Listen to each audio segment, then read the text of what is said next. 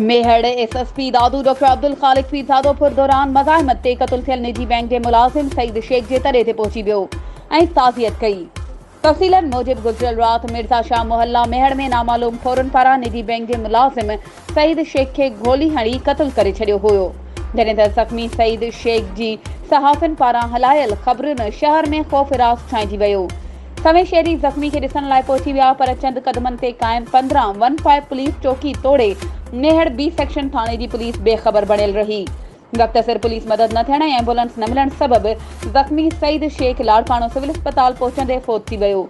SSP दादू doctor Abdul खालिक पीरजादो मेहड़ पहुची मक़तूल bank मुलाज़िम सईद शेख जे वारसनि अब्दुल गफ़ार शेख ऐं ॿियनि सां ताज़ियत कई ऐं उन मौक़े ते मीडिया सां ॻाल्हि ॿोल कंदे चयो त मेहड़ शहर ईंदड़ दाख़िली रस्तनि ते 9 पिकटूं क़ाइम कयूं पिया, जंहिंसां दाख़िली रस्ते ईंदड़ माण्हुनि जी चेकिंग कई वेंदी। 15 चौकी में पुलिस जी नफ़री ऐं गश्त लाइ मोटरसाइकिलुनि जो इज़ाफ़ो पिणु कयो आहे, जंहिंसां ॾोहनि ते कंट्रोल करे सघिबो, जॾहिं त मक़तूल सईद शेख जे वारसनि पारां मक़तूल जा क़ातिल गिरफ़्तार करे सख़्त सज़ा ॾियण जो मुतालबो कयो।